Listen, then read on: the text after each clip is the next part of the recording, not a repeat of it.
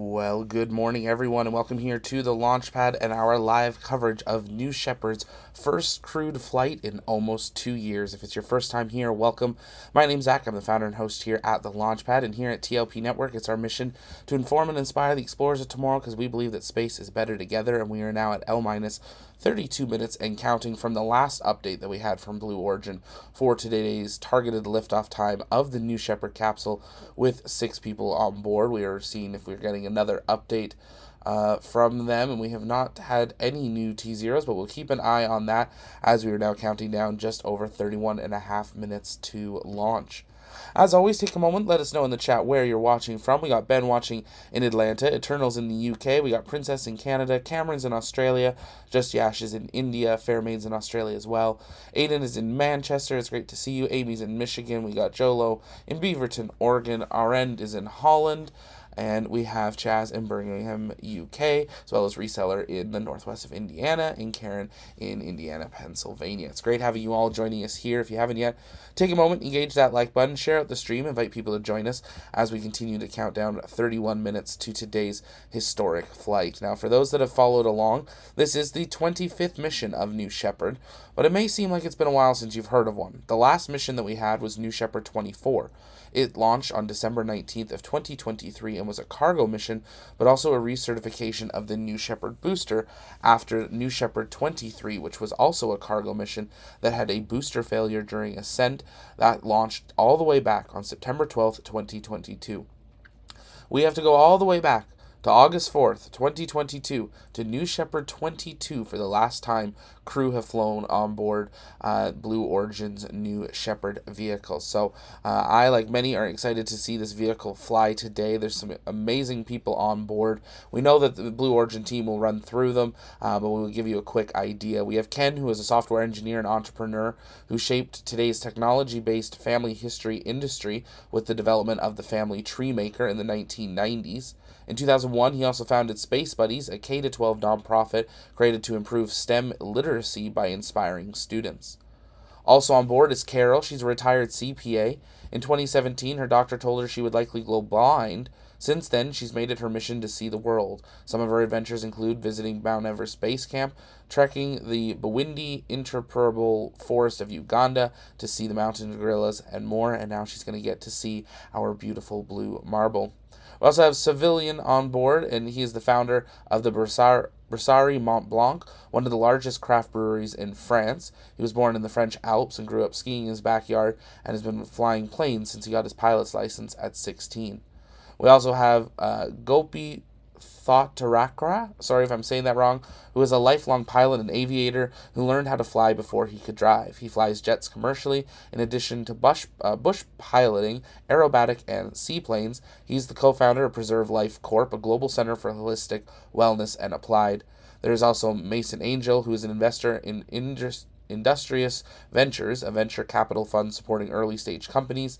He is using this mission to inspire children and advance partnerships focused on STEM education in early education.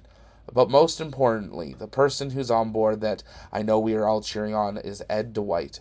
He was selected by President John F. Kennedy as the nation's first black astronaut back in 1961, but was never granted the opportunity to fly to space. For the past 5 decades, he's dedicated his life's work to using sculptures as a medium to tell the story of black history, and today he finally gets to cross that Kármán line over 60 years from when he was selected by President JFK. So amazing to get to see some of these early U.S. astronauts that never got to fly get to finally cross that Kármán line. We are waiting for Blue Origin to begin their live views. You are seeing a live feed from them, but they have not opened up their cameras just yet, so we're waiting to have any updates on them if we have a new T0 or anything. They did say they were going to start coverage at T-minus 40.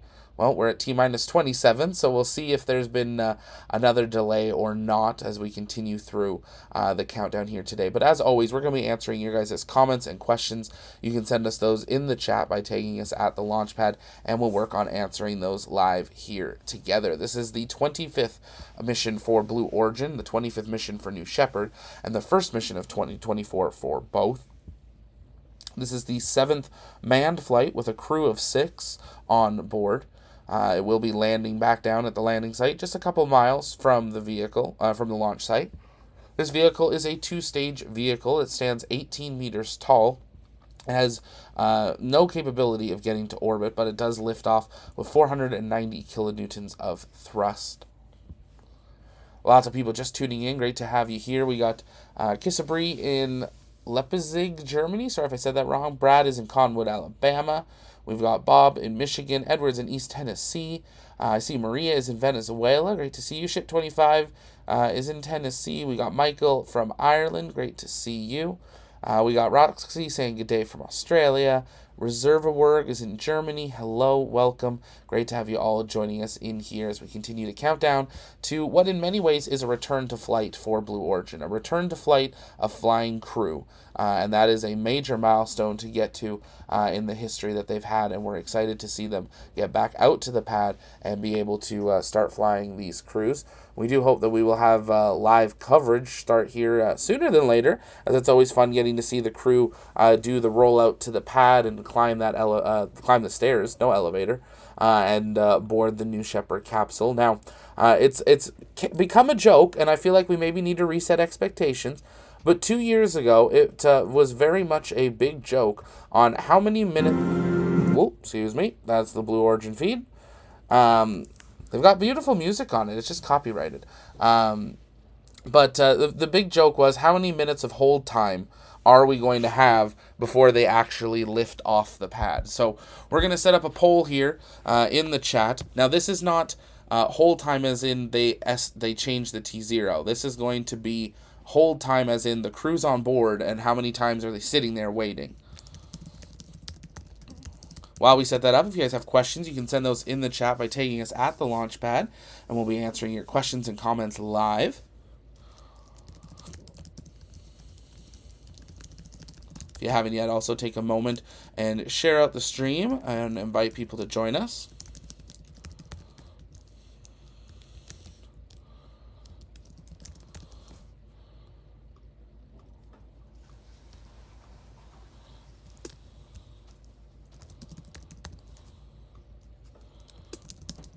And there we have that poll there. How many minutes of hold time do you think we'll see during the count? Less than 5, 6 to 15, 16 to 30, or 31 plus. We'd love to hear from you guys what you think as we continue to await updates from Blue Origin. T-minus 24 minutes, 25 seconds and counting till the estimated time of launch. Ship25, how long before launch does Blue Origin start fueling New Shepard? If I remember correctly, it is already pre-fueled. It's something that they have fueled in advance, so not to worry there. They just have to do the top-ups prior to flight.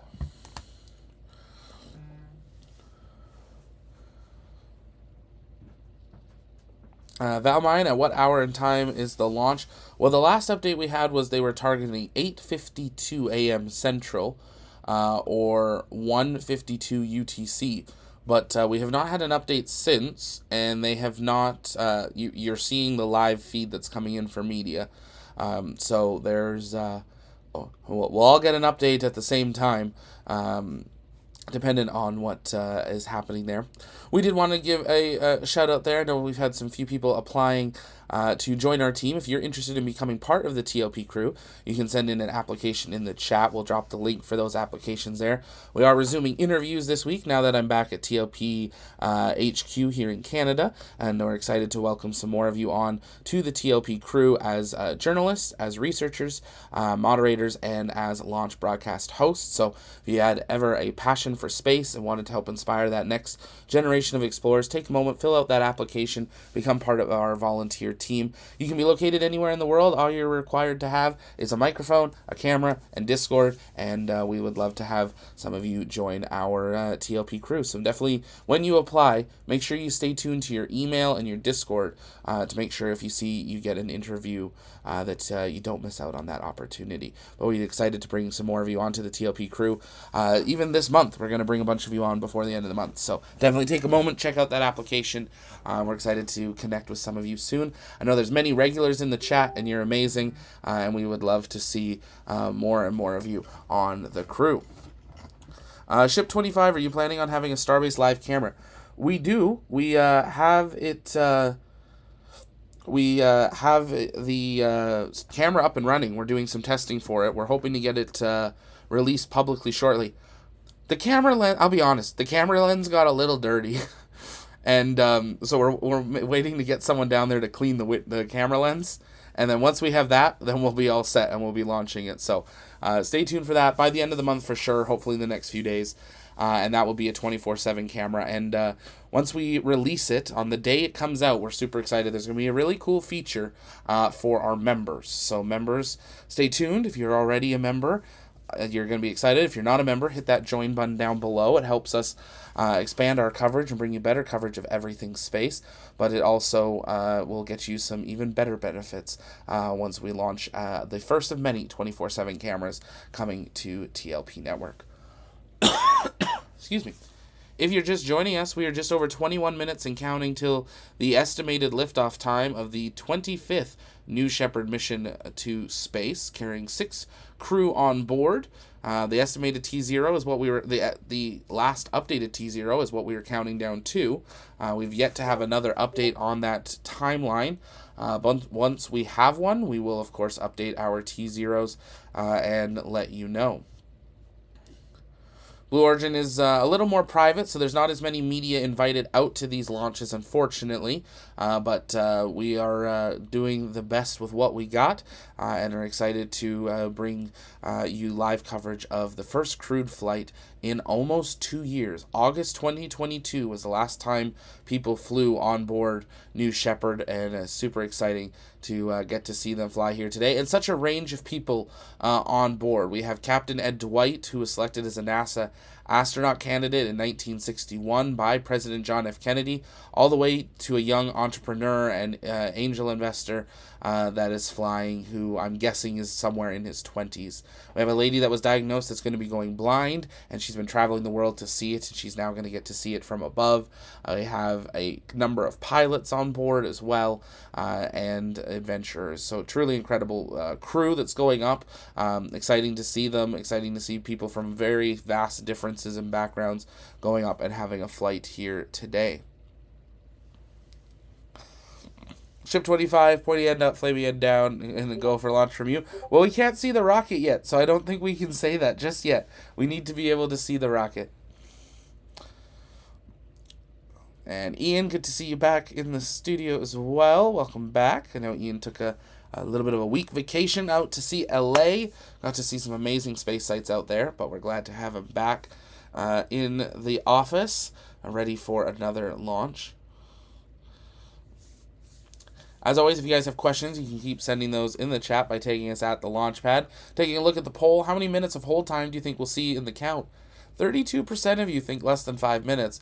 24% think more than 31. Some of you have been to a New Shepard launch before.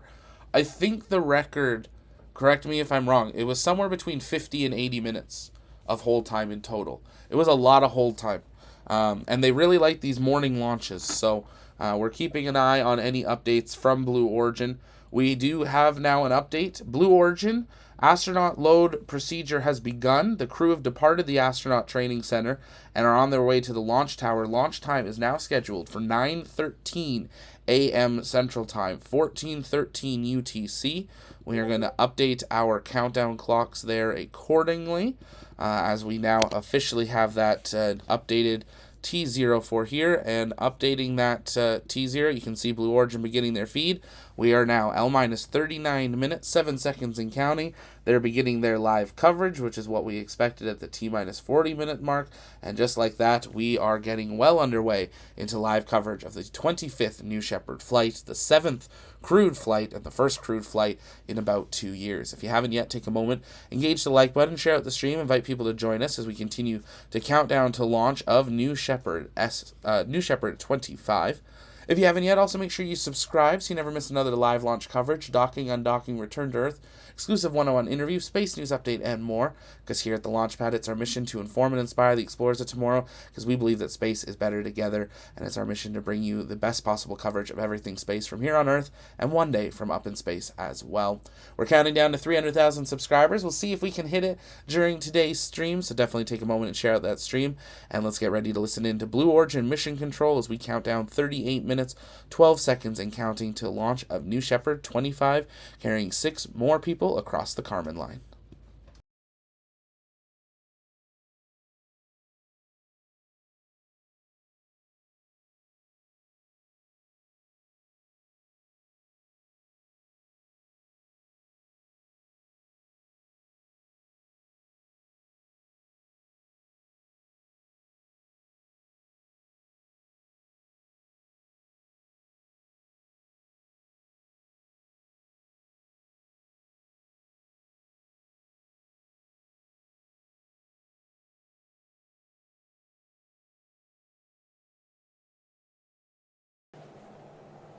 Good morning, everyone, and welcome to New Shepard's 7th human flight.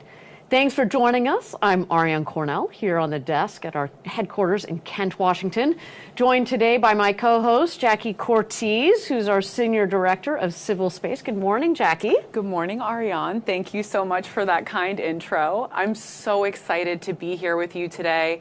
And actually, I think we have a special third host at the desk today. Yes, it is true. I indeed have a future astronaut in here that's joining us, but she's a little camera shy, and it's still a little early here on the West Coast, so she's just going to hang out under the desk, if that's okay. It's okay.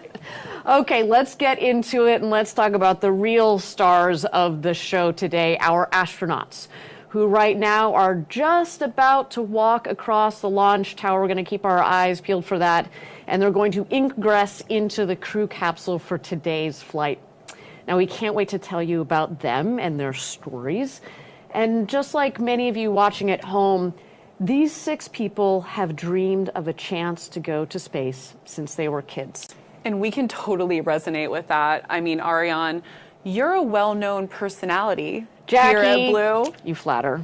It's true. I remember seeing you at the desk just like this one for our earliest New Shepard launches way back when. And I actually was super excited to sit with you for one of our first human flights, one of our very early crewed flights on New Shepard.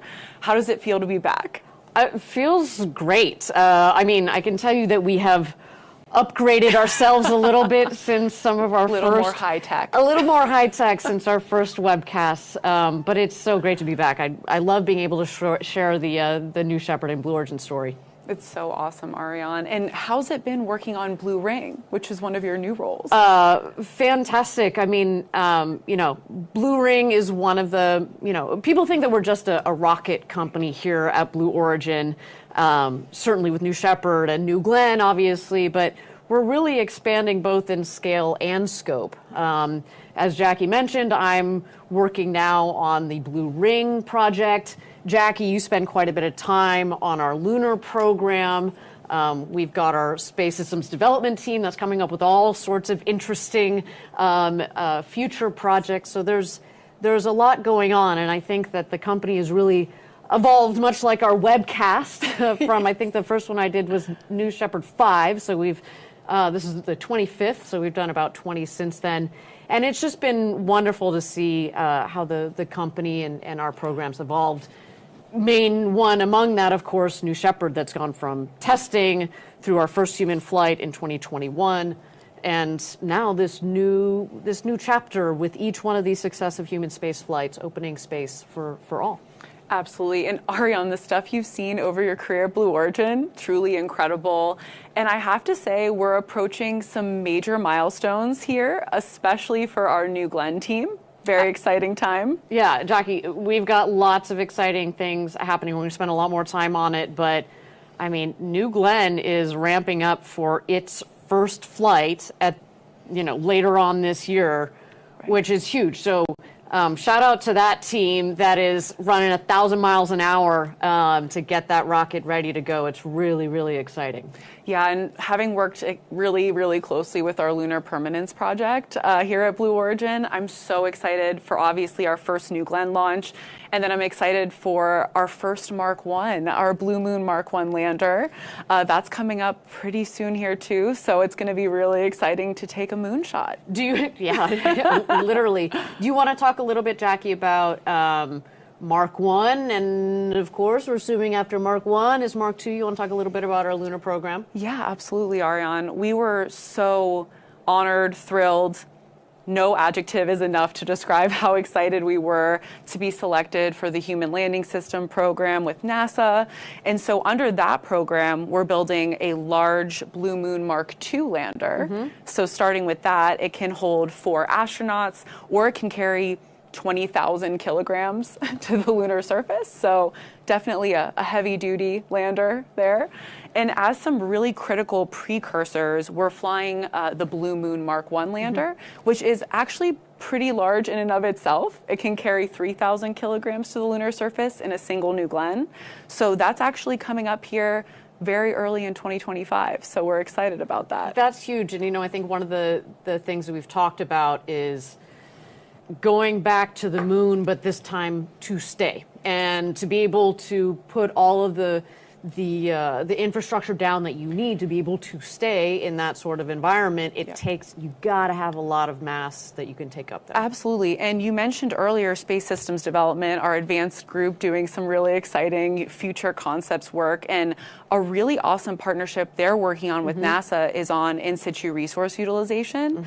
And so we're working on a public-private partnership that actually turns lunar regolith simulant, so the moon dust, an Earth-based simulant, into usable commodities like solar cells, aluminum wire, and then hopefully someday propellant for our hydrogen-based lander. So it's really cool stuff. Oh, that's crazy. And people say, oh, well, we've been back to, we've been to the moon, why are we going back? They didn't have that in the 60s and early 70s when we were on the moon previously. So isn't it just really cool to see and to think about talk about chapters, what this next chapter on the moon could really look like. It's honestly such an exciting time, and it's an exciting time globally. The Artemis program has really, captured the exciting attention all across the world. So NASA and U.S. industry are, of course, leaders, but to see that global excitement around Moon to Mars and the effort to return to the moon sustainably, it's really exciting. And yeah, as you said, a global effort, international. As I said, the Artemis program and how many countries have signed the Artemis Accords. It's really exciting, and it's in line with what we talk about here at Blue Origin, which is it's not just going to be one country or one hemisphere going to space and developing space. It's going to be everybody.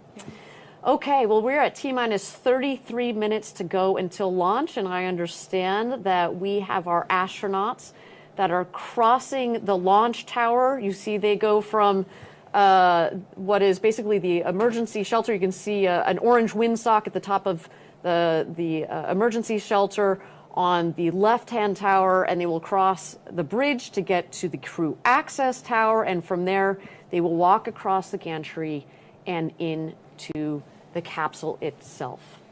With that, why don't we throw it over to the rocket and watch for our astronauts as they take their final steps into the rocket.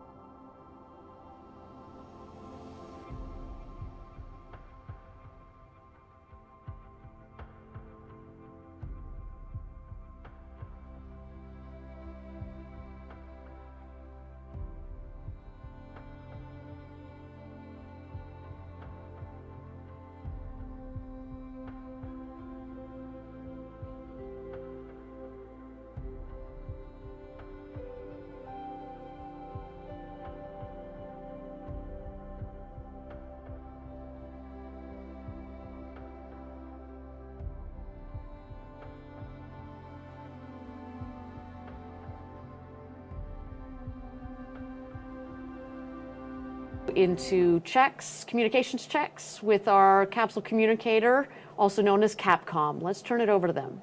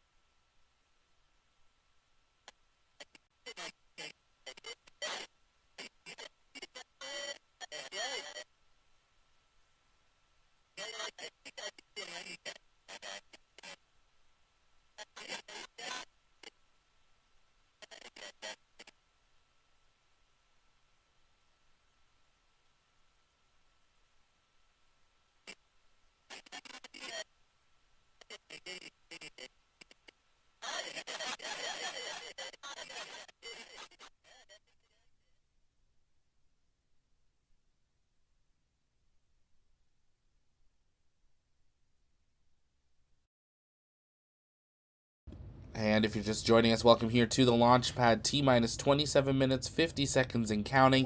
You are looking at a live view from West Texas at Launch Site 1, where 6 crew are now on board New Shepard for the first time in almost 2 years, counting down to launch. You heard there an attempt at communications checks. Hopefully it was clear to them and just an issue coming out to the feed, but we'll have to wait and see as they work through those, confirming they're ready for flight. The current targeted liftoff time has been updated.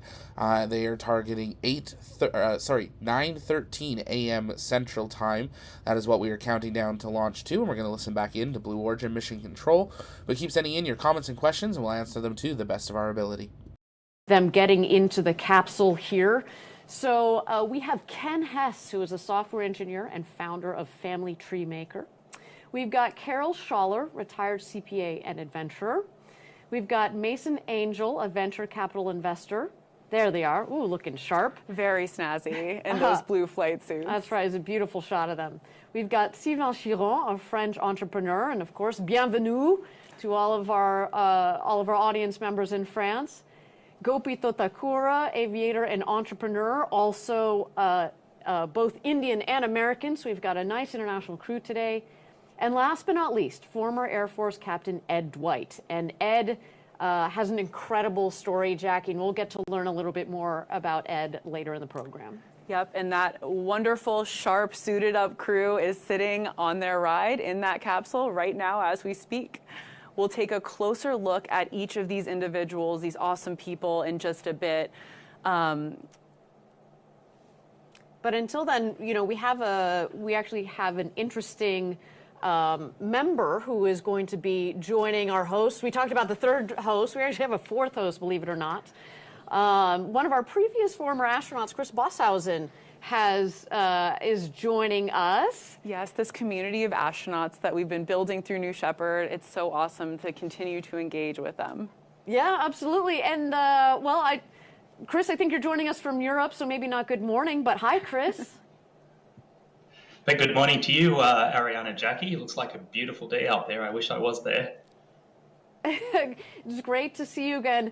Hey, Chris, you know, you were on our second human flight. Maybe you can talk a little bit about what you think our astronauts are feeling right now in that capsule, all harnessed in and ready to go.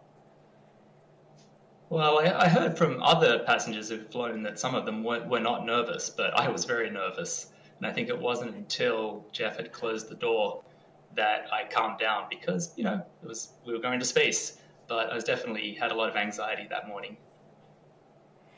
Well, and you say I should note in your, as part of your crew, you had Bill Shatner, Captain Kirk on board. What was that like flying with him? I mean, obviously he'd been in space, you know, thousands and thousands of times, right? So it must have been daily. Yeah, near daily. So it, you know, it must felt like very, very comforting. Yeah, I mean, I thought I was fortunate enough to just be going on the second flight, and to find out that William Shatner, one of my childhood heroes, was going to be flying with me was amazing. And I think even better, we've, I think, become really good friends since. So it was definitely a really beautiful experience to share that with Bill and Audrey and Glenn.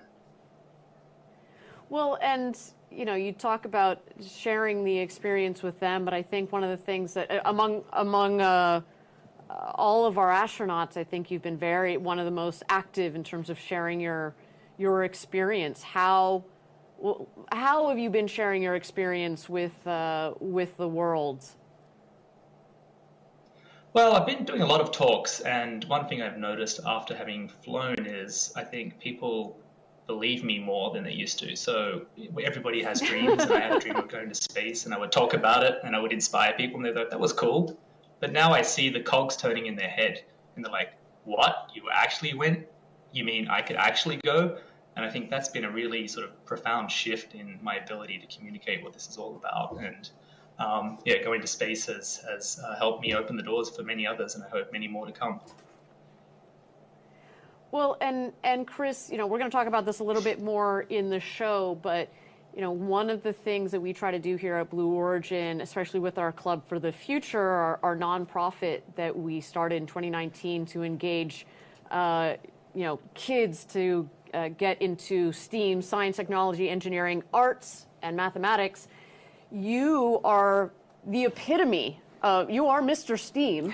You want to talk in particular about how you've engaged your music, your DJ career into your space story, or vice versa, I should probably say. Yeah, I think unlike William Shatner, who's a trained actor, I find it very hard to get my emotions out in the real time. I'm an engineer, and so for me, writing music is a way to really spend time to process and think about how I feel. So yeah, I've been writing some songs about the NS-18 mission, what it was like to fly with my amazing crew, what it was like to be in space with my loved ones and the entire human race down here on the planet.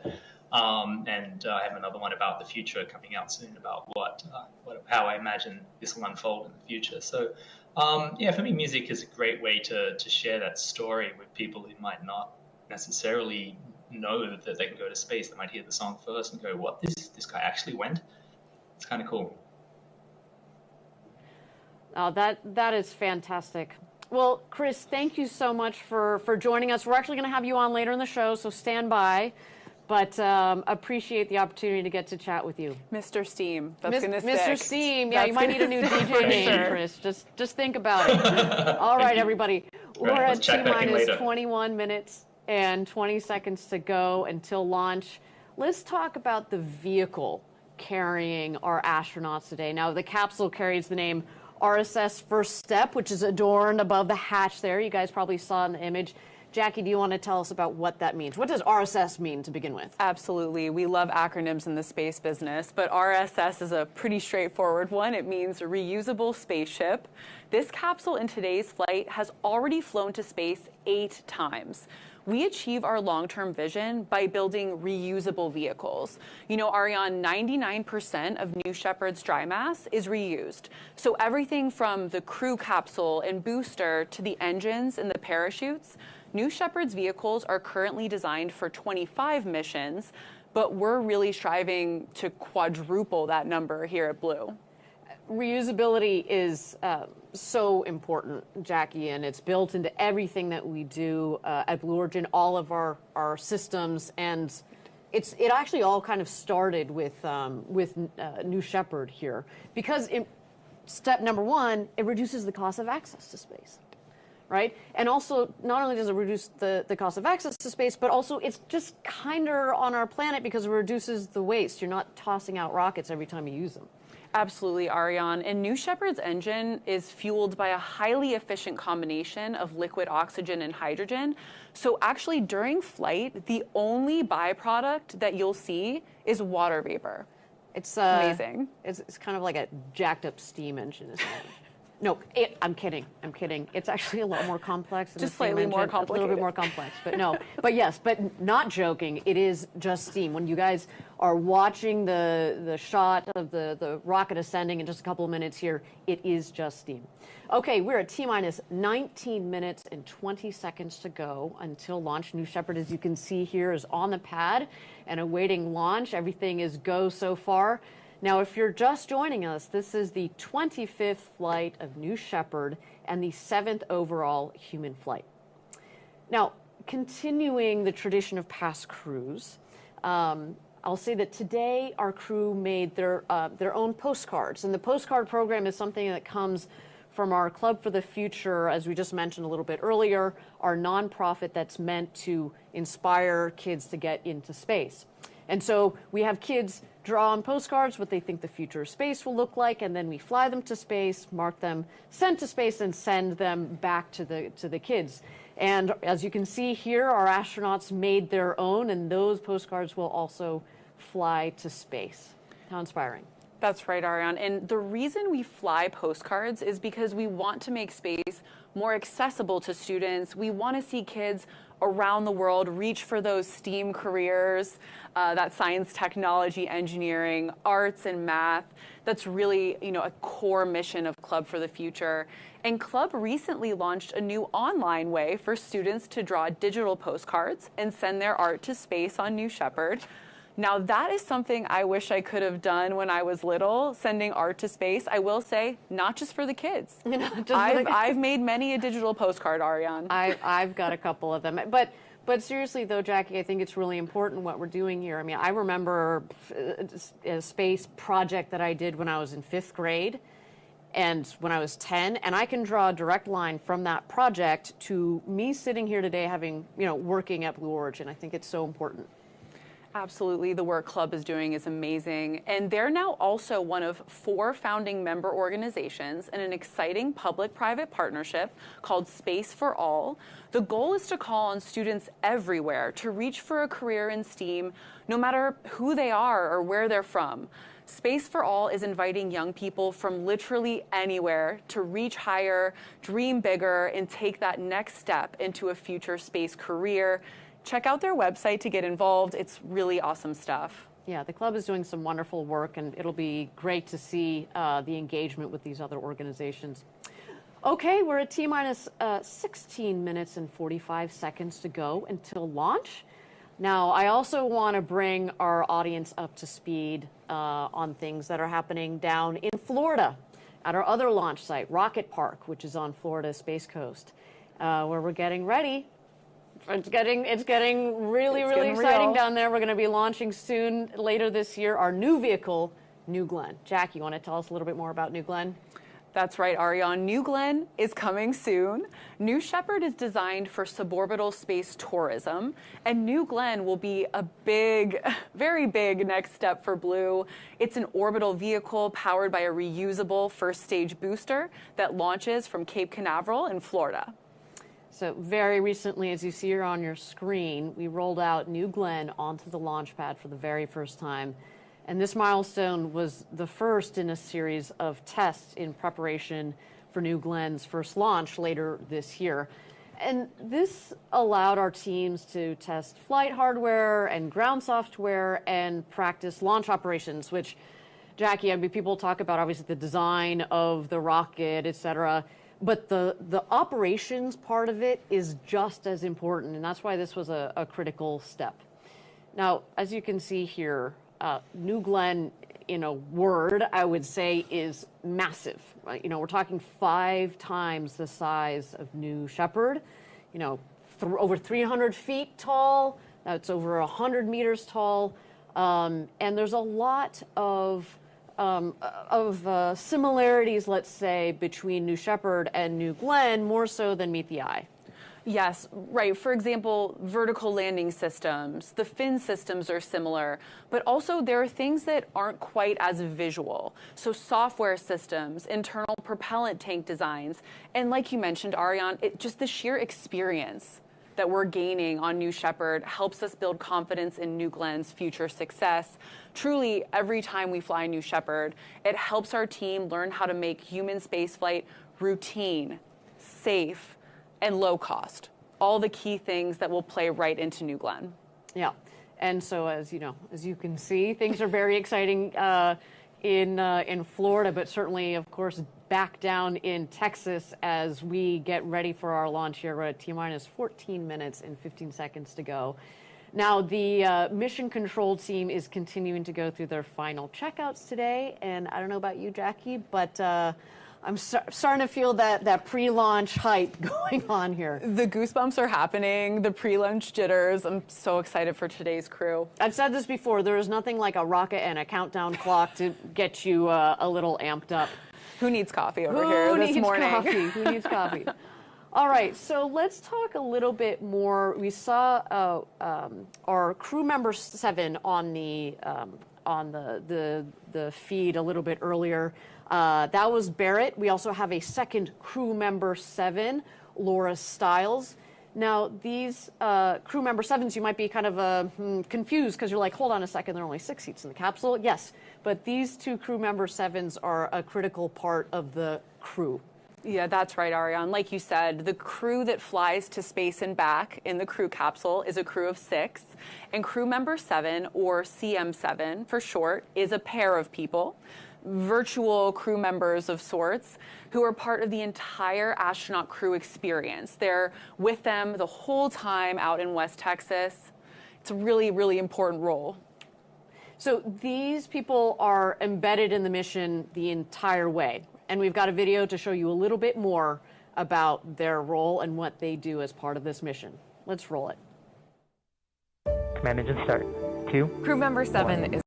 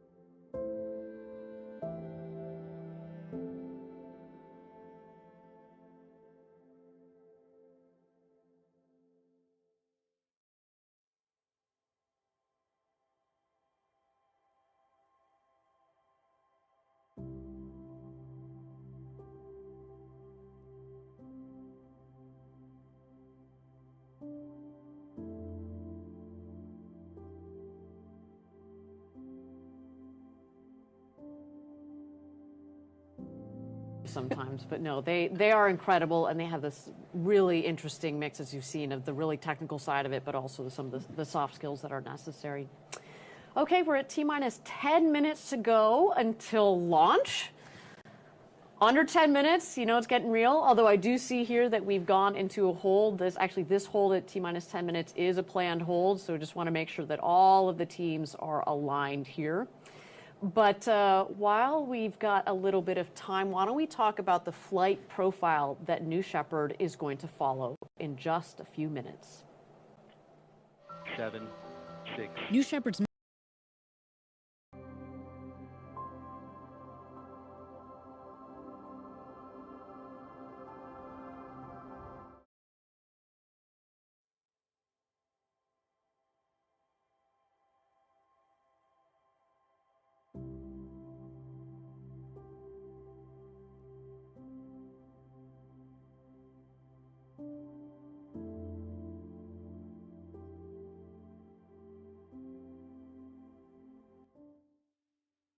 And if you're just joining us, welcome here to the launch pad. We are counting down T-minus 10 minutes and holding until the launch of New Shepard 25. This is a normal spot where we see a hold occur during a New Shepard countdown. It's one of the few places that we're used to seeing it, as they're doing final checkouts in preparation to go into terminal count. We are beginning that ticker.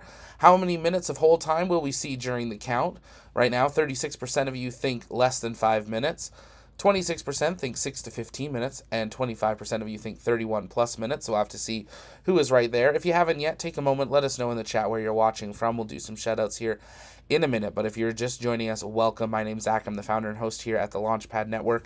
Here at TLP, it's our mission to inform and inspire the explorers of tomorrow, because we believe that space is better together. And on the bottom right corner of your screen is a live view of Launch Site 1 at West Texas at the Blue Origin launch facility, where 6 crew are on board the New Shepard capsule, ready to fly across the Kármán line here today. This is the first flight since August 2022 to carry crew. The second flight of New Shepard. They had one previous cargo mission in December, which was recertifying them for flight in preparation for today's crewed flight. But we hope to see them back out of the pad more frequently as they begin to fly crews here again. On board, some incredible people, from Air Force Captain Ed Dwight, who was selected by President JFK to be the first U.S. black astronaut all the way back in '61, who never got a chance to fly. We have an incredible investor. We have a lady that is seeing the world before she goes blind. And we have 3 different pilots and adventurers on board as well. Some incredible stories of people on board today's flight for a crew. Lots of people tuning in from all over the world. We got Colin in North Wales, UK. Great to have you here. We've got Ginger is in Lakewood, Washington. Great to see you. People tuning in all over. We got Sasaki, sorry if I'm saying that wrong, in Denver. We got Suda in Gainesville, Florida. I know we've got our team watching in from all over as well. So it's great to have you all here as we continue to count down to launch. We do know there's some audio coming in from them at times that might be a little clicky. That is the mission control nets that you are hearing. So if you're hearing that, that's normal. You are hearing live mission control operations as they continue to the countdown. Now, we are in this hold at T-minus 10 minutes. We've been in it for just over 3.5 minutes, and we do have the mission control nets patched up. So if they start talking, we will all hear it at the exact same time. If you guys have questions, you can send those in the chat by tagging us at the Launchpad, and we'll work on answering those live to the best of our ability. If you haven't yet, take a moment, though, engage that like button, share out the stream, invite people to join us as we continue to count down to launch. Let's see, it's a way to get, 5,000 people watching before liftoff. That would be amazing, because we do believe that space is better together. It's been a very long time since we've seen a New Shepard fly, and we're glad to have you all back here with us.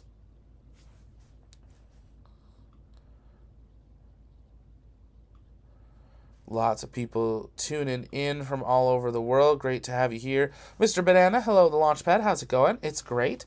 It's going to be back at the TLP HQ in our main studio back here in Canada. I was over in the UK for about a month and a half. Loved it. Miss it. Excited to get back there in a few months, but it's good to be back in the main studio here as well, and working on a lot of exciting things to get to share with you guys in the coming weeks for the future of TLP. So make sure you're staying tuned to our Discord. If you haven't yet joined that, take a moment, click the link in the description or in the chat and join. That's where our community hangs out in between streams. And we are at 5 minutes of hold time. So I'm sorry, 36% of the 1,300 of you that voted, you are wrong. And we are now into the next window of 6 to 15 minutes. We'll see if you guys are right for how much hold time we have here today. Also, if you're interested in being part of the TLP crew, we are resuming our crew interviews this upcoming week. So if you're interested in becoming a moderator, a TLP journalist for our TLP News website, if you're interested in being a researcher for our data history side of building the first ever fully complete database of all of human space exploration, or if you're interested in becoming a launch broadcast host and hosting launches with me like today, take a moment, fill out the application that is in the description, and we look forward to interviewing, inviting some of you onto our crew. Let's listen for an update. Go into launch. We are still in a hold here as our teams get all aligned for launch today. Now, Jackie, this is the 25th mission in New Shepard's program, and we've made a lot of progress through first the test program, and then we had, as I said earlier, we had our first human launch in 2021, where we sent our founder Jeff Bezos up with his brother Mark and Wally Funk and Oliver Damon. And then, since then, we have been flying people. And so why don't we take a look at how we have gotten here today with New Shepard. And while they play a beautiful video with some beautiful copywritten music, we're going to continue to answer your guys' comments and questions. Mark making a good note for those that are not aware. Starliner for a Boeing crew flight test has had another delay. They're now targeting May 25th. Week tomorrow, targeting 3:09 p.m. Eastern, and of course we will be live for that right around 4.5 hours before launch, so we hope you will join us for that next week. As I said, if you guys have questions, you can keep sending those in the chat by tagging us at the launch pad, and we will work on answering those live. Wanted to give a shout out to Mandrake, welcome as a suborbital explorer, thank you so much for your support, and Francine, thank you so much for your first super chat ever on a live stream with $1.99. Thank you so much for that support and helping us continue to expand our coverage, bringing the best possible coverage of everything space. We got a lot of projects on the go, and we're excited for you guys to get to finally see them over the coming weeks. The crew is on board. That's a live view in the bottom right corner of your screen of Launch Site 1 at West Texas's launch site with Blue Origin. Crew's on board. The hatch is closed. They have not retracted the arm away yet from the vehicle as they go through the final checks. That is part of the terminal count. Today's flight, as usual, will last only 10 minutes in its entirety. It's about 3 minutes up, 3 minutes across at 0G, and then about 4 minutes down under free fall and under parachute as a normal flight would go. And that is what we are expecting to see here today.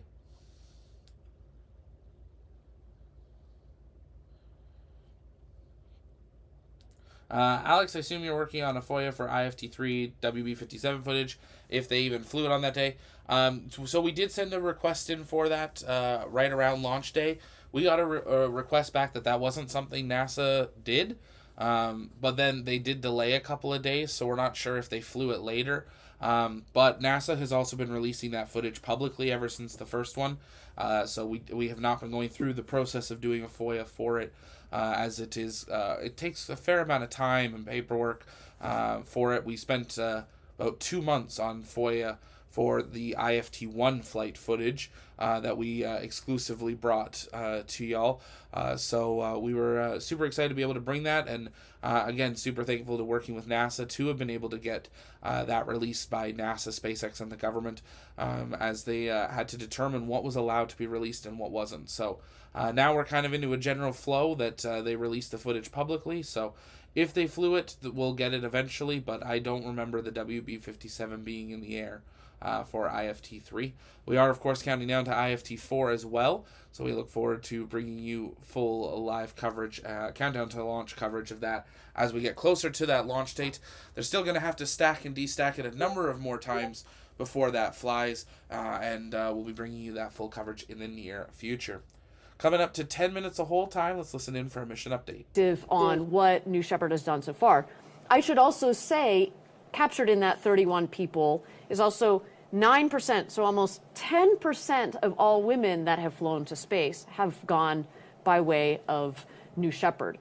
Now, it's not just those numbers, and I've touched upon this a little bit earlier too, this is an international program. Today, we have Sylvain Chiron from France. That's the first person from France to fly with us. Not the first French person to ever go up into space, but the first person to fly with New Shepard.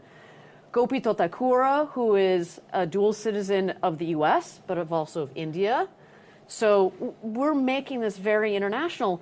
And we're also starting to open up space for countries that have never been to space. So on our flights, our previous flights, we've had the first Egyptian, the first Portuguese, the first Mexican-born woman. I mean, it's really touching. As somebody who is also international, I should say I'm half French. Like it's really wonderful to see that part of what New Shepard is doing for all of us. Okay. We're at T-minus 10 minutes to go until launch. We continue to be in a hold here while our team gets everything aligned. And until then, why don't we toss it over to the rocket and watch as New Shepard gets ready for space today.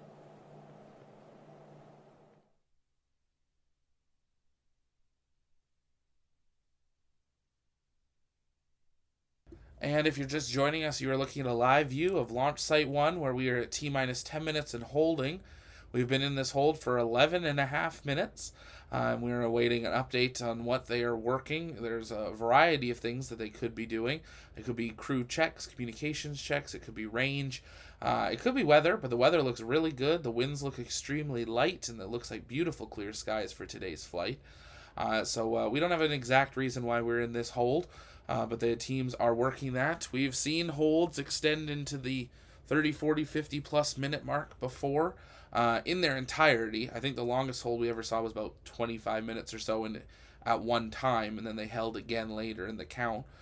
So we'll have to wait and see. But if you haven't yet, take a moment, engage the like button, share out the stream, invite people to join us as we continue to count down to launch. If you have questions, you can keep sending those in the chat by tagging us at the launch pad, and we'll work on answering those live to the best of our ability as we continue through the launch countdown. And we've already got one poll running, but we'll just do a poll in the chat. You can just write yes or no. If money wasn't a question, would you want to fly on New Shepard? Is that a vehicle that you would want to fly on? There's other vehicles that you can go to space, but if you got a free ticket, would you fly on New Shepard? Do you trust it? Do you like it? Would you want that to be your space experience? Let us know, yes or no, in the chat there. Surprise, a lot of no's. Wow. That's a lot more no's than I was expecting.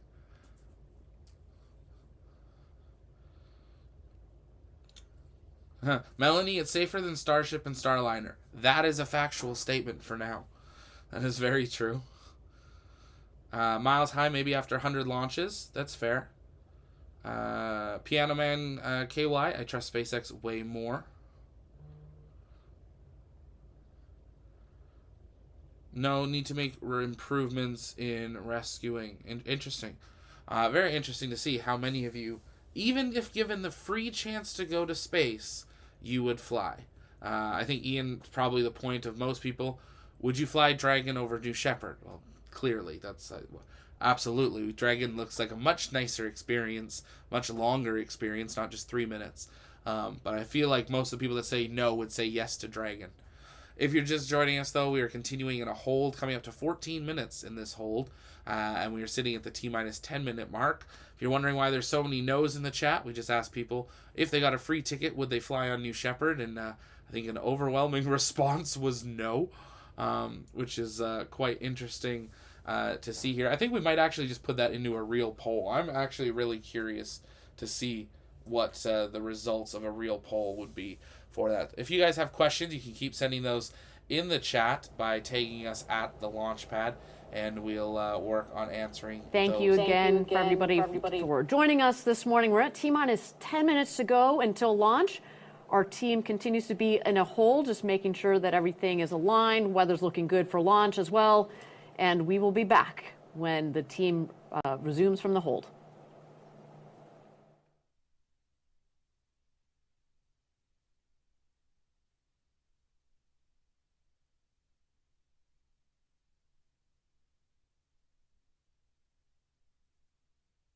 So we heard a little bit of an update there. They're just finalizing some of the the data points there. As we set up the new poll there, take a moment, let us know. But for the people that voted, 25% of you said 6 to 15 minutes the whole time. You are now also wrong.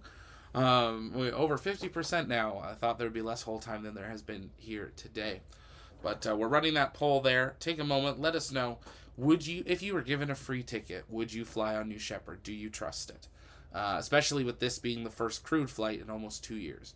Would you fly on board New Shepard?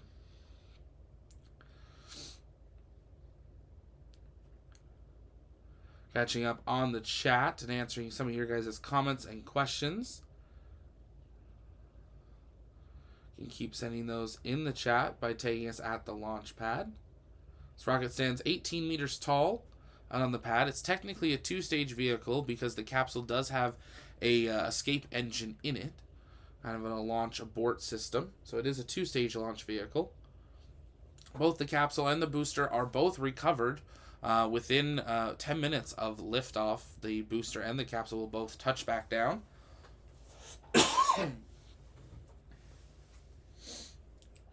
We are listening into the mission control nets for updates while we await updated liftoff time here. Now 16 and a half minutes of hold time. If you haven't yet, take a moment and engage that subscribe button as well so you never miss another live launch coverage, space news update, exclusive one-on-one interview, factory tour, or more. And make sure you head on over to tlpnetwork.com to check out our new mission briefings.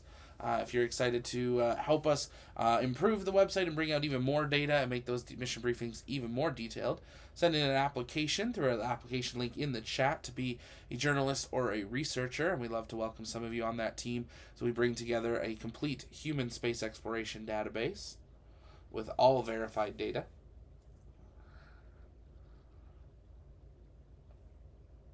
We're going to take a quick commentary break and listen into the live sights and sounds from the pad while we await an update.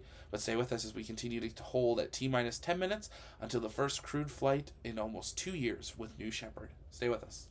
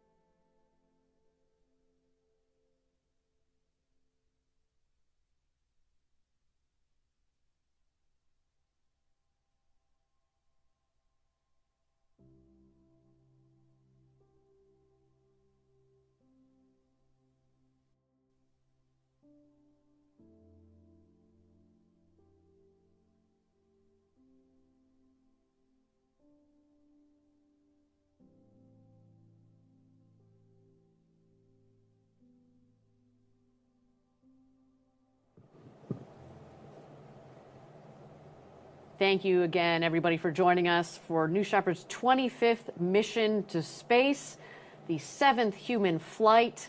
Now, we are in a hold. We continue to be in a hold. My understanding, though, is that we have gone escape-enabled, which means that the escape system in the crew capsule is ready to go if need be.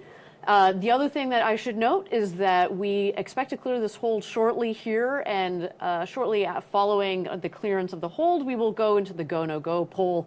And that, Jackie, is when things get real before our flight here. So with T-minus 10 minutes to go until launch, why don't we throw it back to the rocket and wait just a moment as we get ready for the go-no-go poll.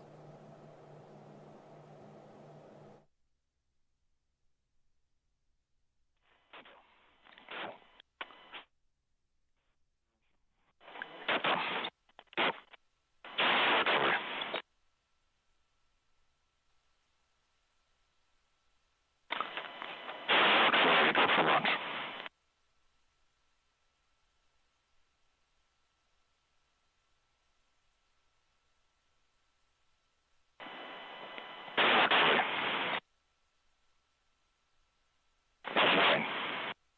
Go green board. Go for launch.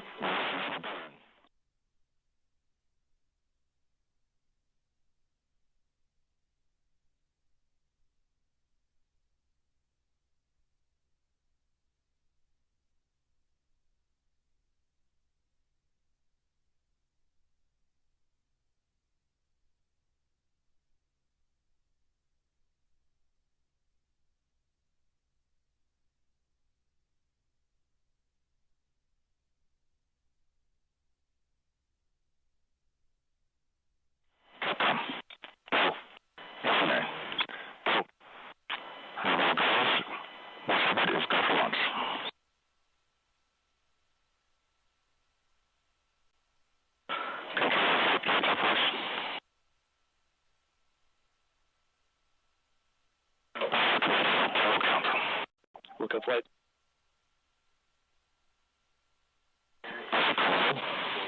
I'm cleared.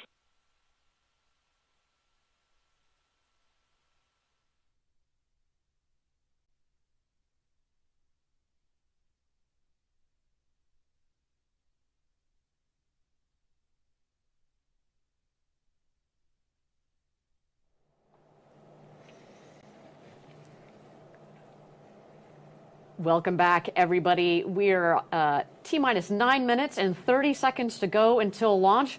Now, while a little scratchy there, what we did here is indeed we are go for launch on New Shepard's 25th mission to space and our 7th human mission to space. Well, and now that we're go for launch, which, by the way, never gets old to hear, why don't we go ahead and meet today's crew? Jackie, take it away. Let's do it, Ariane. In seat number 1 is Ken Hess, a software engineer and entrepreneur with a lifelong passion for flight. In 2001, Ken started the nonprofit Science Buddies, a K-12 program created to improve STEAM literacy. And flight is just in Ken's blood. This is really cool, Ariane. Back in 1922, Ken's great-uncle Franklin stepped into the literal future when he flew a Curtiss Model F flying boat. You heard that right, flying boat. That is cool.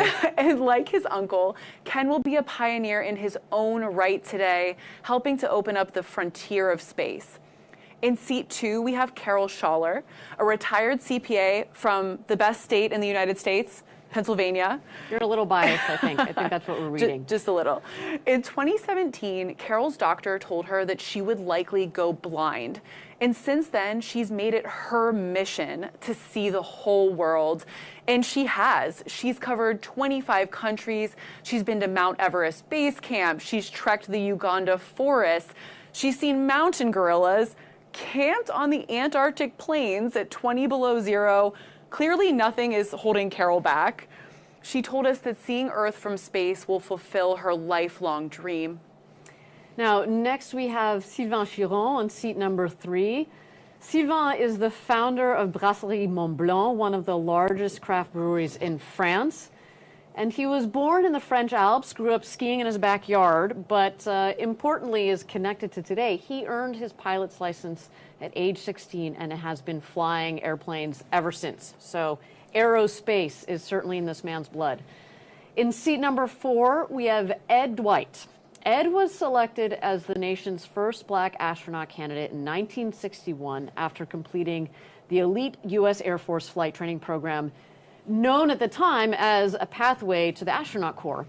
Now, Ed left the military in 1966, unfortunately not having gone to space at that point, but he became an entrepreneur and ultimately he fulfilled his other childhood dream of becoming an artist.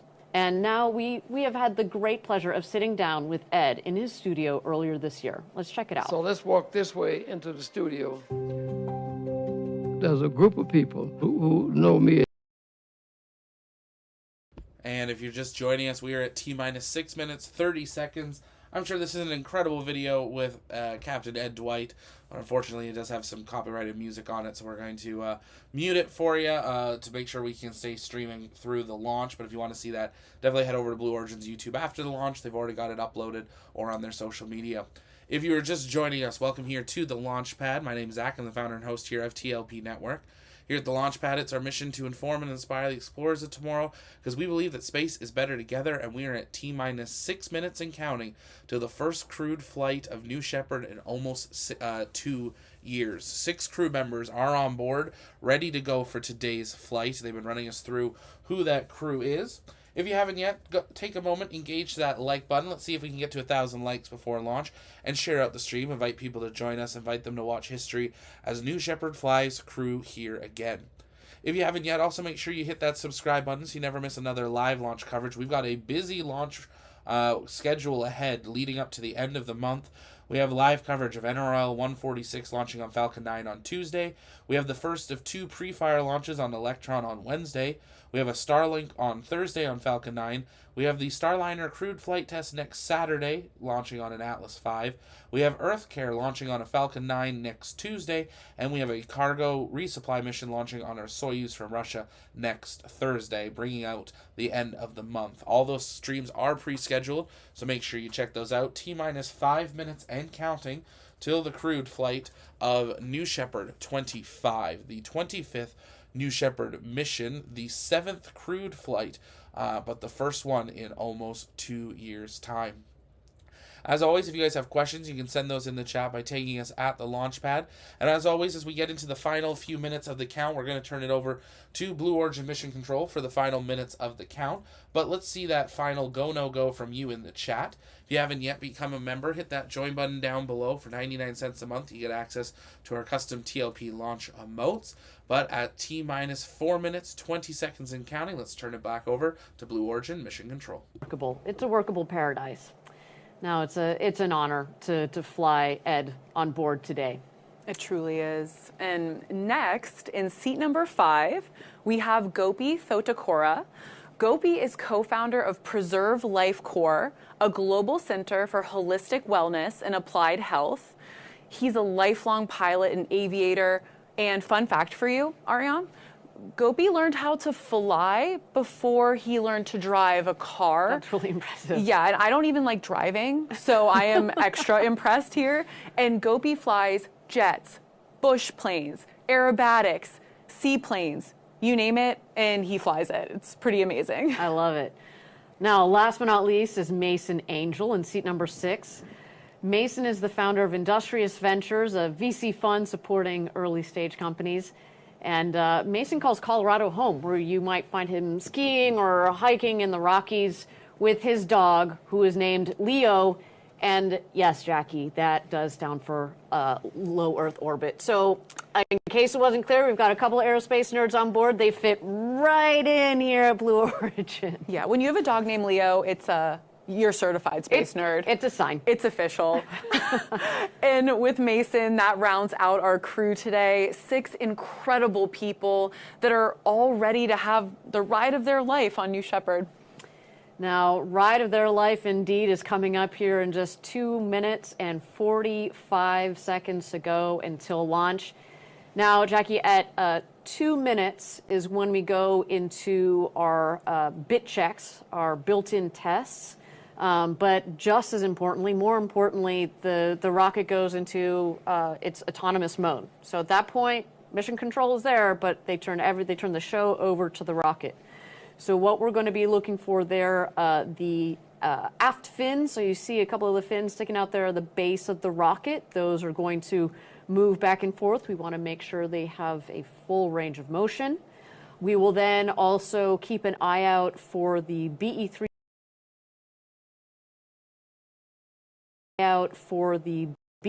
engine at the base of the rocket to gimbal. So the BE-3 engine, there's one of those at the base of the rocket liquid hydrogen, liquid oxygen, propelling New Shepard today. And as you mentioned earlier in the show, as we see the rocket lift off, what is expelled is just steam. So people have asked, well, how clean is this rocket?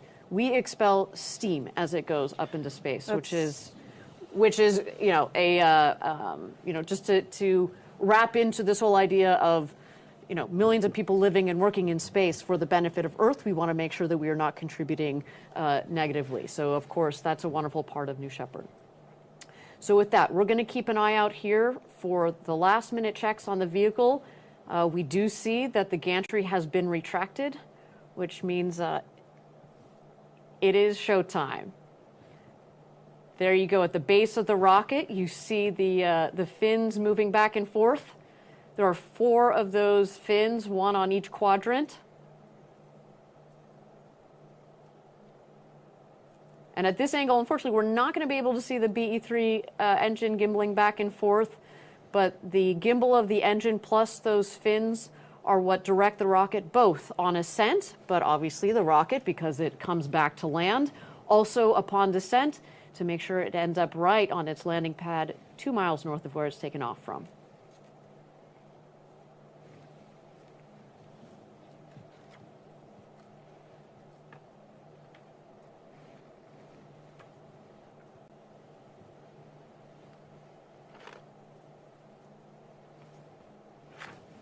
All right. Final countdown. Let's turn it over to Mission Control. Let's light this candle. 8, 7, 6, 5, 4. Command engine start. 2, 1, 0. Ignition. Start. And liftoff.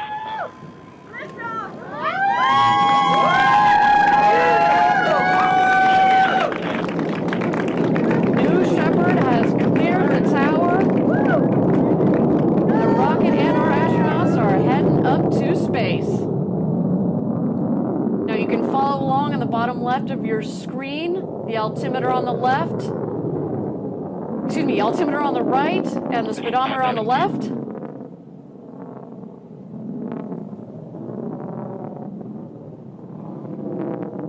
10,000 feet.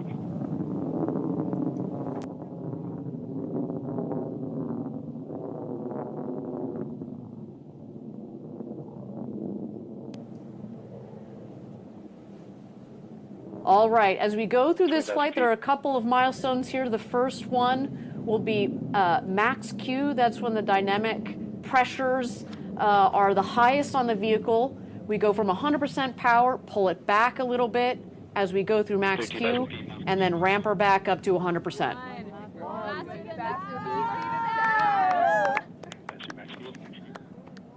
Okay, maximum pressure.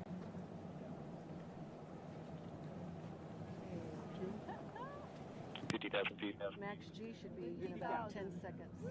Wow.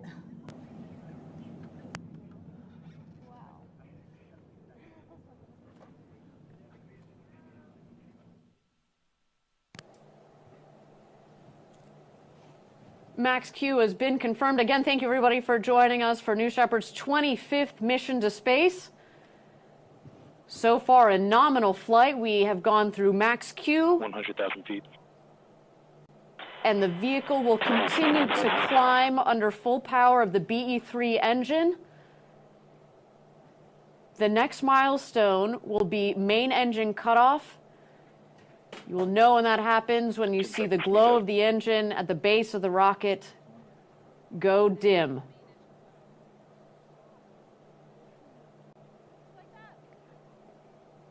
Miko. There we go. Main engine cutoff confirmed. Passing 200,000 feet. Now, with the main engine cut off, with the BE-3 engine turned off, the vehicle continues to climb up towards its apogee, but as you will see on the left side, the speedometer will come down, and once that speedometer hits 0, that's when you know exactly that the vehicle has hit apogee, its highest altitude in the flight of the vehicle. Now, I understand that separation of the capsule from the booster has been confirmed. And zero-G has started for our astronauts. Shortly here, we're going to let them unbuckle and enjoy the beauty of floating around in zero-G, but of course, the spectacular views out of those windows. And I'll say that having passed over 330,000 feet, they are over the Kármán line, so welcome to space, astronauts.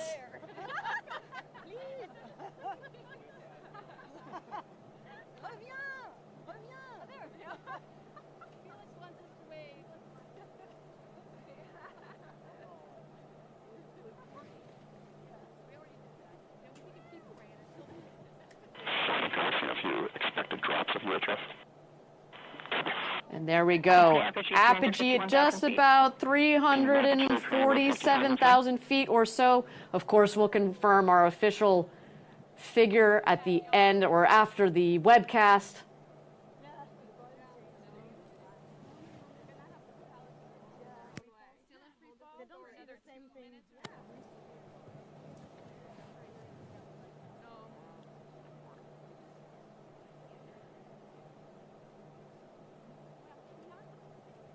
At this point, our astronauts are still enjoying that beautiful zero-G up in their capsule. All 6 crew just officially became astronauts. So exciting. Now, thank you again for joining us for the 25th mission of New Shepard, our 7th human flight. And I'll just acknowledge that the milestone figure on the left is a little bit out of sync, but that's okay. Follow along with me through this flight. I got you covered.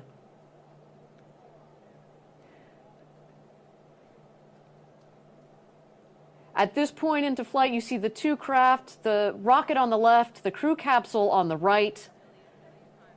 And you're going to see the speedometer on the bottom left of the screen increase as the vehicles speed up back towards Earth. The rocket is going to beat the capsule back down to the ground. It is more aerodynamically shaped. And once it hits atmosphere, we've got a multitude of aerodynamic surfaces that are going to guide it back to its landing pad just 2 miles north of the launch pad.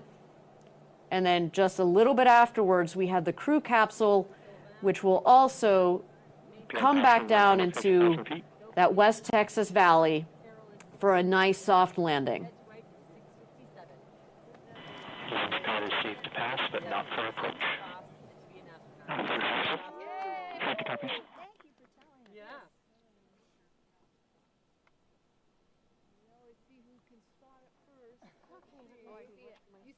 Sarah wins. Sarah wins. We're in relation to the crowd. We are passing 50,000 feet. Oh, yeah. Oh, yeah. Yeah. Wait, above it? Below the clouds. Trump coming down. Oh, yeah. Very low before. Oh, there it is. There it is. All right, you see the booster that is headed down. You see the drag fins, the drag brakes that have just deployed. Those cut the speed of the booster in half. Also at the top of the rocket there, you see the forward fins. They kind of look like pie slices, one on each quadrant. That helps keep the vehicle stable. And there we go, BE-3 engine relight.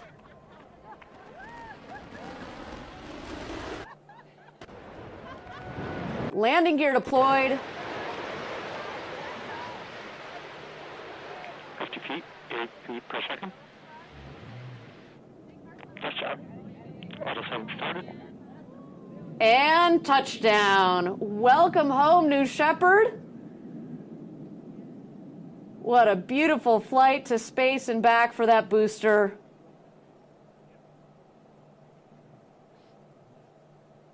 Man, it feels good to be flying again, Jackie.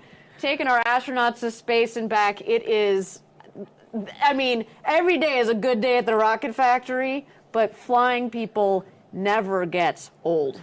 And I love that West Texas desert dust that gets kicked up, and it's once it clears, a landed booster. It's like a magic trick. It's exactly. Ooh, poof, booster just arrived. Yeah, it definitely adds to the drama of a landing a rocket from space.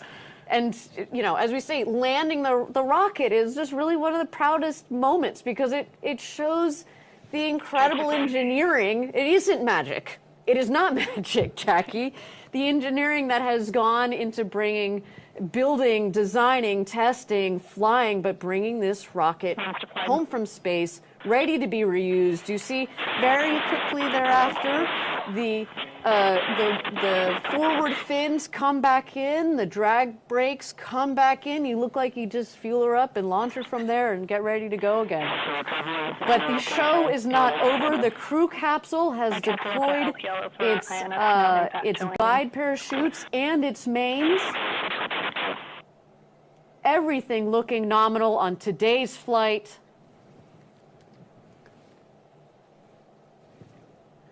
Looks like we do have 2 parachutes that have full inflation. The third is not quite fully inflated. But actually, Jackie, this is part of the design. In fact, we were talking about my webcast. The first webcast that we did, we tested a chute out. There are multiple redundant factors in this system, and so landing with 2 parachutes is perfectly okay for this system. You'll also see the dust take out at the base of the capsule as she comes into land. That is the air cushioning system. It's going to kick up a lot of that West Texas dust you just talked about, but also, there it is, touchdown of the crew capsule. A beautiful flight for our rocket, for our crew capsule, for our 6 new astronauts, Mason, Sylvain, Ken, Carol, Gopi, and Ed. You are officially astronauts. Welcome home, everybody. Now, our team has started operations to safely recover our astronauts from the crew capsule.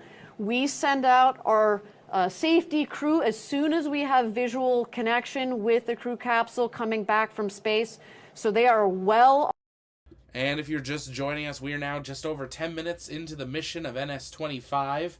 We are waiting to see recovery. Quite the mission to be following along with. The first crewed flight in almost 2 years of New Shepard. And I would say it was anything but perfect. Any launch that you can walk away from and land is a good launch. So we'll wait for the recovery crews to get out there. But overlay failures from Blue Origin, so it was hard to know what data was accurate. The booster had quite a wiggle on that hovering as it came down. They only had 2 of 3 parachutes. Though that is part of the system and it is technically safe, it does mean a slightly harder landing than normal. And then as it came in there, that did not seem like a very large puff to give a cushion to landing. It looked like a rather hard landing. So we'll wait to see as the crews approach the vehicle, the spacecraft. You can see that car just screaming in the background as they get ready to approach, and we'll hopefully have some live views there to see how the crew is. I'm sure they're all happy to be back home. But definitely, I would say, not a textbook perfect mission, and I want to be honest about that. We are flying crew, we are flying people. We have to be honest with how these missions go, and we'll be keeping a close eye as we continue live coverage here, watching the recovery operations of the 25th New Shepard mission. It is a successful mission. Both the booster and capsule have returned home, and I'm sure the crew will be okay, but that definitely did look like a harder landing than we have seen before. As always, if you guys have questions, you can send those in the chat by tagging us at the launch pad, and we'll work on answering those live while we continue to watch recovery operations. If you haven't yet, also take a moment, make sure you engage that subscribe button so you never miss another live launch coverage, and let's listen back into Blue Origin Mission Control.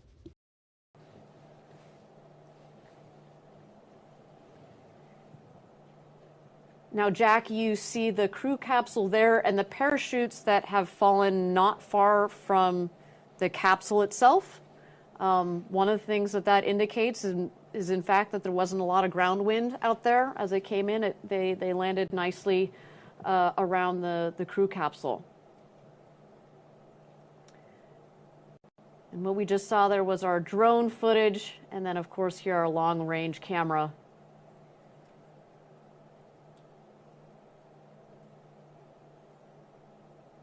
And while, Jackie, while this is a long-range camera, something that you can't miss on this crew capsule are the windows.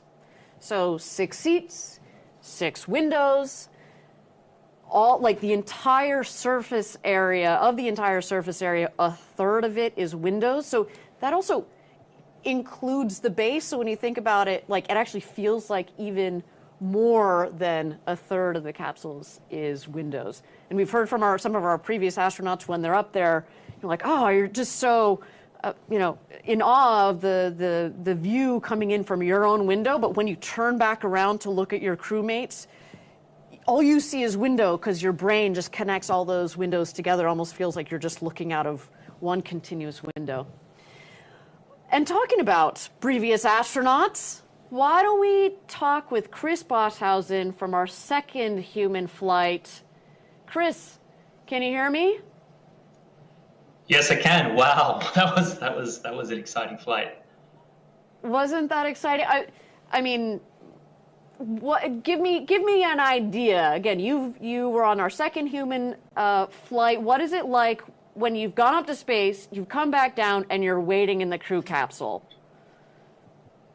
I think, if I recall, we were just so excited, and like on the way down, I remember William Shatner said, I think when the Capcom does the check-in, he said astronaut Lemley is crying, and then we're all crying, and then we landed, and I think we were kind of laughing with joy that we'd landed safely, but still just overflowing with emotion from what we just witnessed.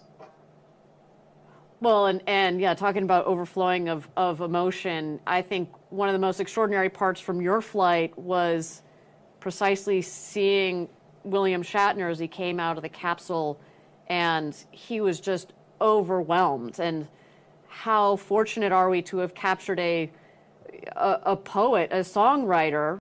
Not a ton of people know that about Bill Shatner. Put into words in the moment what he was feeling. It was extraordinary. Now, Chris, tell me, we just talked about this one moment when you're in the capsule, but tell me about your experience from training through what we're seeing here. What were some of the highlights? I think probably the training was a lot of fun because we didn't really know each other before we showed up, and even before we flew, we really felt like a family. And I think one of the cool parts about the training is, as a crew, deciding how we're going to use our time. And we decided that the thing you can't get on Earth or on a zero gravity flight is the view. And so we made a commitment as a team that we would all enjoy the view. I broke my own commitment because I did 2 somersaults the second I got out of my chair. But that view is just captivating. Do I also remember that you might have brought a little Lego man with you? I did, yeah. I carried up a few little keepsakes as sort of tributes to my influences, and one of the key ones was a little yellow Lego astronaut. And ever since I was probably age 4, I've been building spacecraft out of Legos. So I really wanted to carry this up there for the inner child in me and everyone out there, no matter their age, to just keep playing and exploring. Critical question: where is that Lego right now as we speak? He is sitting on my desk at home. He's very happy. Yeah, he is also his legs are an getting a bit astronaut. loose because I actually pick him up every day. Yeah, and he's an astronaut, right? I suppose there were five on our crew. He's an astronaut. We couldn't put the pin in the plastic, but I'm sure we can send him a pin anyway, if we haven't already. All right, Chris, just a second here. I want to comment on what's going on. So if you're just joining us, we have just had a successful 25th mission of New Shepard, the 7th human space flight for our New Shepard program. That makes 37 astronauts in total that we have taken up to space and back. What you see here is our safety team that is safing the vehicle, making sure, again, that everything that needs to vent has been vented, making sure that our astronauts are all right, although I have heard already that everybody is a thumbs up and had a great flight to space and back. What you will see coming up shortly here is they will put a set of stairs just outside the hatch for a nice, comfortable egress of the crew capsule. And then, of course, we are also removing the parachutes so they're not, so they're disconnected from the capsule itself. Now, Chris, back to you. So you talked a little bit about your experience. Do you have a highlight from? I know this is a hard question. One highlight from the flight itself. Yeah, I think it's hard to choose, but there's so many really interesting things. But I think the most profound one was when I stopped looking at the Earth and then went out to look at the blackness of space. I felt almost like a tractor beam attracting me and luring me to go further. I almost feel like it was an explorer's gene that switched on, and a voice in my head said, "Keep going." And that, I'd always wondered how I'd feel as a space advocate having flown. Would I feel like I'd finished my life's mission and I had nothing left to do? But I actually came back more motivated than ever to keep going out into space. Well, Chris, you are an entrepreneur. You helped start the company Planet, which puts, small satellites, Earth observation satellites into space. Before that, you were executive director of Space Generation, trained in aerospace engineering. What was it like putting all of those pieces together and then going to space? You have to speak on behalf of a lot of us that have wanted to go to space and are in the space industry, but may or may not get that opportunity. Yeah, I think many years ago when I was a kid, I had pivotal insight that a lot of organizations that have space in their name or talk about space don't actually have things in space, which is sort of the impetus for me to become an engineer and ultimately start, co-found Planet Labs to actually build stuff and put things in space. So my life goal has always been to make space travel as easy as catching a bus. And I felt to lend credibility to that, I had to, put my money where my mouth is and actually try out this thing that I talked about my whole life. So in a way, it was a very grounding and affirming thing for me to do. Now, obviously this experience has touched you greatly. I love that quote about how you looked up at the darkness of space and it almost was drawing you like, oh, no, there's more to go. We have to go further. Yeah. How have you, in the last couple of years since you've flown, what have you done to tell your story, to talk about these experiences and share them with the rest of the world? Besides, of course, joining us on our webcast. So thanks for that, by the way. Yeah, no, thank you. Thanks for having me back. I think the thing that I'm most excited about is to send more people to space. So I actually just joined the board for Space for Humanity. And in the spirit of what I was just saying, they're one of the few space foundations that has actually sent people to space. They've already sent, I think now officially 3 citizen astronauts because they helped sponsor Ed's flight today. And also, by the way, Mason Angel is also a vision board member at Space for Humanity. So I think for me, like being able to push on that frontier to get more and more people to share this experience, to help talk about why it's important and to add more energy and momentum, I think that's really fantastic. And that's something that I'm, just be able to send more people up to space is a really privileged thing to be able to do. Well, and I should add, yes, thank you for highlighting that Space for Humanity helped sponsor Ed Dwight's seat today, but also the Jamie and Jason Robinson Foundation. And some of the viewers at home might recognize the name Jason Robinson because he also has flown on New Shepard recently. And I think what's really cool, and Chris, you can speak to this, is I feel like when our astronaut customers come back, they join this community and of astronauts, especially Blue Origin. You certainly become part of the Blue Origin family, but the way that you all give back, I guess, what's the what's the draw? What does that feel like being part of that group? Well, it's a sort of, it's kind of strange, right? I mean, when I flew, I think still fewer than 600 people had been to space, and if you ask someone in the public, they probably don't know that number. It's so small.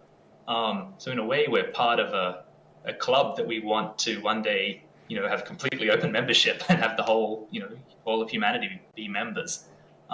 So it's just kind of really exciting to be at the beginning of that and seeing new members join. I had a chance to run into some astronauts from some of the other missions from other companies, and they feel the same, and we share this bond of being part of, a group of human beings that have shared a very intimate and unusual experience.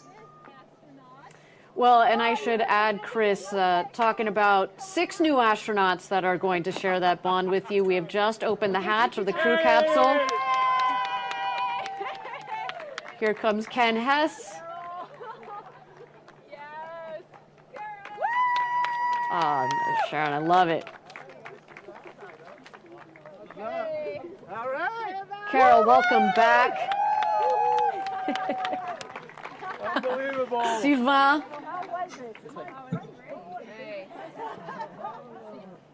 And here exits Ed Dwight. This gentleman has waited a long time to go to space.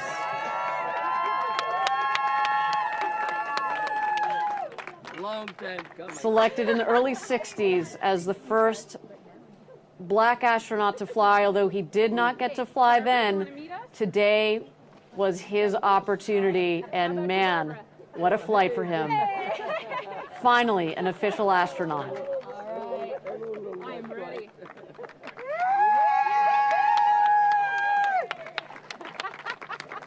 Thank you, everyone. Gopito Takura.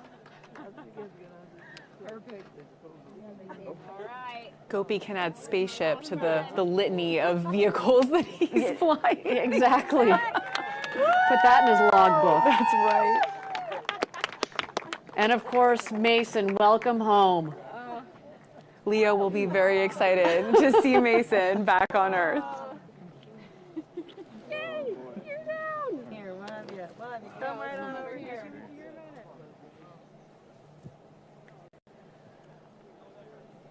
There's crew member 7, Laura Stiles, assembling our newly minted astronauts.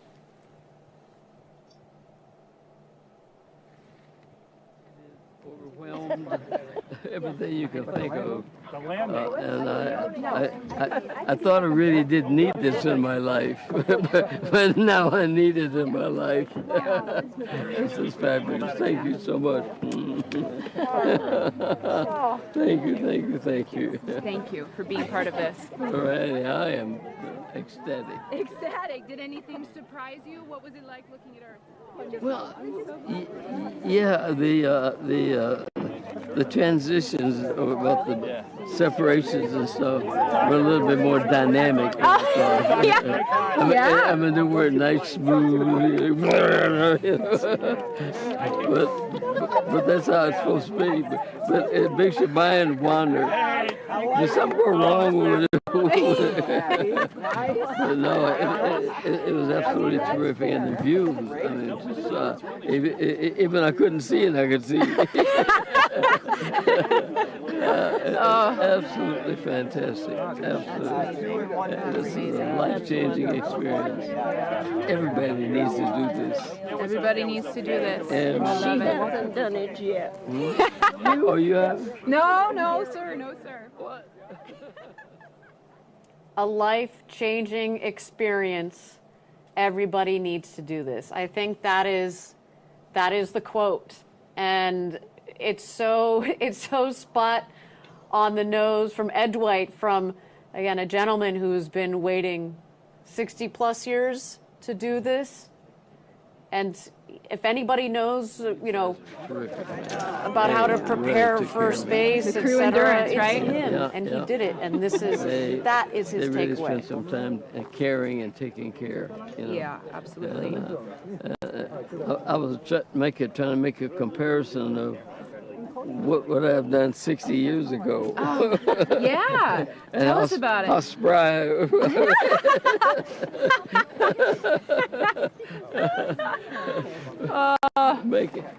Back in the day, making the world happen. But this is just absolutely fabulous, you know. And I thought I didn't need it in my life, you know. That's right. That's what you said this morning. Yeah. You've been thinking for 60 years, I don't need it.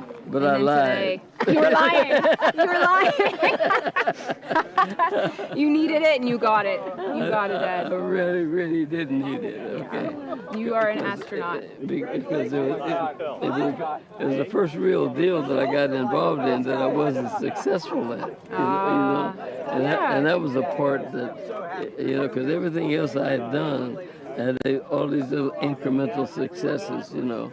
Right. They weren't right. gigantic, but they were. You had a lot of. Don't be humble. You had a lot of successes. And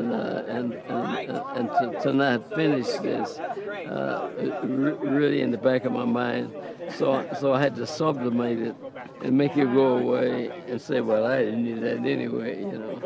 But I did, and I wish I'd gotten it then, but. It's great. That's all I can say. It's great. Absolutely fabulous. Well, we are so and happy you for guys, you. You guys are the best of the best of the best. Oh. No, I'm serious. But I was talking to Dave last night. We were sitting and chatting, and a fat guy one time said, God, I love this job. I find me a first found I love this job. You know, I look at this grown man talking about he loves this job. I mean, what the hell is that? It's absolutely fabulous. So everybody in the organization, I don't know whether you guys took some true serum. I don't know how you Did did you it. see his glasses? Huh? Did you show him your glasses? How did the glasses work? It was perfect. You know, I was moaning and groaning because the icons looked too small. Okay. Once the glasses got on, and there was, God, it was like it was, you know. Just like your practice panel. Yeah. Yeah. Yeah. All the other times I saw it, I mean, I couldn't even see it. It was so tiny. I was wondering why they made it so tiny on the semi-level. Right. But the size of it and the real deal is just there, you know. Good. Which is absolutely terrific. So. That's wonderful. So it was worth the $4,000. Oh. Yeah. We are so happy for you. So happy for you. Can we get you? I think you heard it right there, Jackie and Chris. What an extraordinary day for all of us here at Blue Origin, but especially for our 6 newest astronauts. We were just listening to Ed Dwight. Ed, as we mentioned, was selected back in the 60s to become the first black astronaut. Unfortunately, didn't get to fly back in the day, but we were able to fulfill his dream. And, you know, you could tell that he had kind of talked himself out of it. Like, I didn't need this in my life. I didn't need this in my life. And then you heard him say right now, oh, wait, yeah, no, actually, I did. No, this is actually as cool and as life-changing and as touching as I thought it was going going to be. I think the and training so just makes it a breeze. extraordinary I think I was in another sensation. I was not, and it's thanks to you and everybody at Blue Origin. It's amazing. It really is. Thank you. Thank Tell you. me more about the view. Woo! As I pull your glasses off, tell me more. It's not like movies. It's really not. You have to see it with your eyes to really, really, really take it in. And I looked at it for the first time when we were asked that separation happened. Yeah. I got a glance of it, but then when you start to look at it, I started to look at it, and then my legs went up. I was like, I don't want to leave it. I want to go back to it. I want to go back Because to what it. did Victor tell you? Look outside. Look outside. Look outside. But Look outside. I can't tell you what it is to just look outside. And it's not the curvature. That's why as soon as I came out, I told Phil and Dave, and I said, Daddy's going and everybody else should go to space. What do you think? Are you ready? Are you about ready? One is good. One is good. No, but everybody should take go. your word for it. And I think it happens very quick. The 5Gs, you feel every second of it.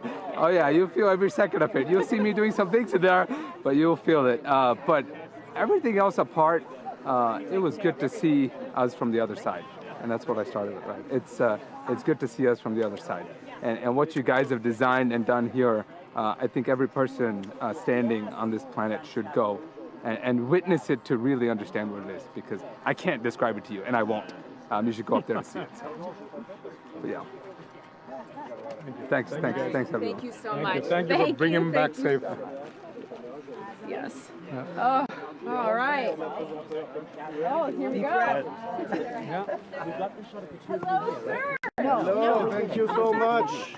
Wow. All Oh right. my gosh. That was Welcome incredible. back. Yeah, I'm not back yet quite. Yeah, well, it might take.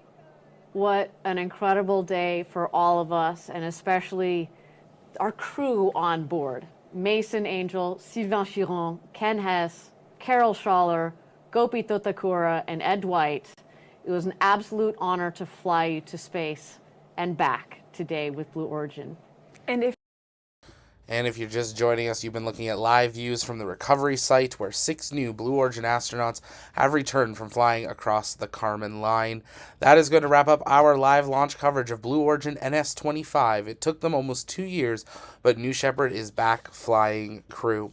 If you haven't yet, take a moment, engage that subscribe button so you never miss another live launch coverage. Docking, undocking, or return to Earth. We've got a busy rest of the month with Falcon 9 NRL 46 on Tuesday, Rocket Lab flying the first of 2 pre-fire missions on Wednesday, SpaceX launching a group of Starlinks on Thursday. We got the Starliner crew flight test launching on an Atlas V on Saturday, Falcon 9 again with Earth Care launching on next Tuesday, and then a Soyuz cargo resupply mission to the ISS next in a week, Thursday, and we're going to be bringing you full live coverage of that, as well as the latest space news updates via our space news articles over at tlpnetwork.com. Click on the news tab, and if you're interested in becoming part of the TLP crew, take a moment, fill out an application. Application interviews are resuming this week, and we'd love to invite more of you on our team as moderators, launch commentators, TLP news journalists, and researchers from around the world. Join us on our volunteer team as we continue to work on our mission to inform and inspire the explorers of tomorrow. From our TLP Canada HQ and studio, my name's Zach, and we will see you next time, because space is better together. And welcome home, New Shepard 25.